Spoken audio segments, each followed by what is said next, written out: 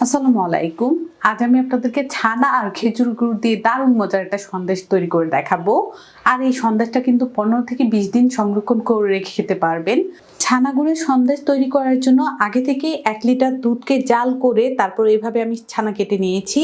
আর আমার এখানে ছানা হয়েছে 1 কাপের একটু বেশি। এখন এই ছানাটাকে আমি একটা প্লেটের মধ্যে নিয়ে নিচ্ছি। তারপর হাত দিয়ে ভালো করে ছানাটাকে এভাবে কচলে নিতে হবে, মানে চটকে নিতে হবে। তাতে করে কি হবে, ছানা যে দানাটা সেটা কিন্তু কিছুটা ভেঙে ম্যাশ হয়ে যাবে। ভালো করে হাত দিয়ে ছানাটাকে মথে নিয়েছি। আর এই যে আমাদের ছানাটা। সন্দেশটা বানানোর জন্য চুলার মধ্যে আমি একটা কড়াই বসিয়ে দিলাম আর 1 টেবিল চামচ পরিমাণ ঘি দিয়ে দিব। এখানে কিন্তু ঘিয়ের জায়গায় তেল দেওয়া যাবে না, বাটারটা আপনারা চালিয়ে দিতে পারেন। ঘিটা গলা পর্যন্ত অপেক্ষা করব। 1.5 কাপ গরুর দুধকে জাল করে আমি 1/2 কাপ করে নিয়েছি, মানে আগে থেকে এই গরুর দুধটাকে আমি ভারী করে নিলাম। এই গরুর দুধটা বলক আসা পর্যন্ত অপেক্ষা করব। গরুর দুধটা বলক চলে এসেছে। আগে থেকে যে ছানাটাকে আমি ম্যাশ করে রেখে দিয়েছিলাম ছানাটা দিয়ে দিব। আর এই গরুর দুধের সাথে এখন স্প্যাচুলাটা দিয়ে ছানাটাকে মিশিয়ে নিচ্ছি। গরুর দুধের সাথে ছানাটাকে আমি ভালো করে মিশিয়ে নিলাম। আর এই যে দেখুন মিশ্রণটা ঠিক এমন আছে। এখন যেটা করব, যেহেতু বলেছি ছানা আর গুড়ের সন্দেশ তৈরি করব, আমি এখানে 1 কাপ পরিমাণ খেজুর গুড় একটা গ্রেটার দিয়ে গ্রেট করে রেখে দিয়েছিলাম। এই গুড়টা এখন দিয়ে দিচ্ছি। আর সন্দেশ তৈরি করতে গেলে অবশ্যই খেয়াল রাখবেন খেজুরের গুড়টা যেন একটু ভালো কোয়ালিটির হয়।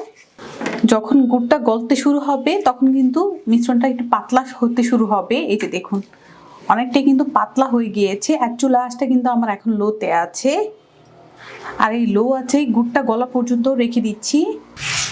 কিছুক্ষণের মধ্যে দেখুন গুড়টা কিন্তু আমাদের গলে গিয়েছে। আর এই যে দেখুন মিশ্রণটা কতটা পাতলা হয়েছে। চুলা আঁচটা এখন আমি মিডিয়াম করে দিচ্ছি। আর মিডিয়াম আছে আরও কিছুক্ষণ এই পুরটাকে আমি জাল করে নিব। কিছুক্ষণের মধ্যে দেখুন যে পানিটা গুড় থেকে ছেড়েছিল সেটা কিন্তু অনেকটাই শুকিয়ে এসেছে।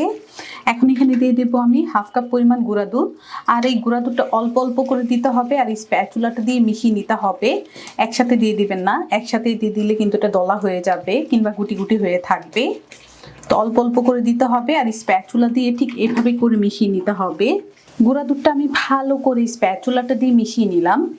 আর এখনো কিন্তু সন্দেশের জন্য পুরটা আমাদের হয়নি। আরও কিছুক্ষণ এই পুরটাকে আমি এভাবেই জাল করে নিচ্ছি। আরও কিছুক্ষণ এই পুরটাকে ভেজেছি। আর এখানে আমি আরও 1 টেবিল চামচ পরিমাণ ঘি দিয়ে দিব।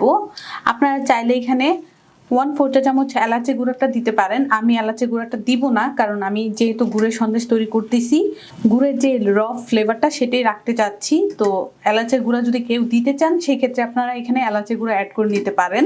ঘিটা দেওয়ার পর স্প্যাচুলা দিয়ে ঘির সাথে এই পুরটাকে মিশিয়ে নিলাম। আরও কিছুক্ষণ আমি এই পুরটাকে অনবরত নেড়ে ভেজে নিচ্ছি। আরও কিছুক্ষণ সন্দেশের পুরটাকে অনবরত নেড়ে ভেজে নিচ্ছি। আর এই যে দেখুন পুরটা কিন্তু আগে থেকে আরেকটু ভারী হয়ে গিয়েছে, মানে প্যান থেকে ছেড়ে আসতেছে। তার মানে কিন্তু বুঝে নিতে হবে যে সন্দেশের জন্য পুরটা আমাদের রেডি। এখন এই পুরটাকে আমি একটা প্লেটের মধ্যে নিয়ে নিচ্ছি। পুরটাকে প্লেটে নিয়ে ঠান্ডা হওয়ার জন্য কিছুক্ষণ এভাবেই রেখে দিব।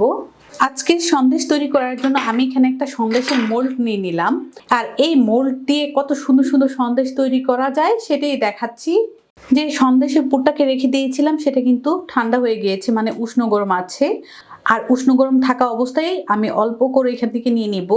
তারপর 2 হাতের তালুতে এটাকে ঘষে গোল করে নিচ্ছি। মোল্ডের মধ্যে অল্প করে আমি ঘি লাগিয়ে নিব। আপনারা চাইলে কিন্তু তেলটাও লাগিয়ে নিতে পারেন। তারপর ওই যে বলটা তৈরি করেছিলাম সেই বলটাকে এখানে রেখে দিয়েছি। আর এই সন্দেশের পুরের উপরে সন্দেশের মোল্ডটাকে ঠিক এইভাবে করে রেখে দিলাম। আর হালকা হাতে এটাকে একটু প্রেস করে দিব। তারপর আমি উঠিয়ে নিচ্ছি। কত সুন্দর ডিজাইনের একটা সন্দেশ হয়েছে। সবগুলো সন্দেশ বানিয়ে রেডি করে নিলাম। আর এই যে দেখুন দেখতে কতটা সুন্দর হয়েছে। যে কোনো ডালার মধ্যে কিন্তু এই সন্দেশগুলো সাজিয়ে নিতে পারবেন। আশা করছি সন্দেশের রেসিপি আপনাদের ভালো লেগেছে। ভালো লাগলে অবশ্যই একটা লাইক দিবেন, চ্যানেলটাকে সাবস্ক্রাইব করবেন।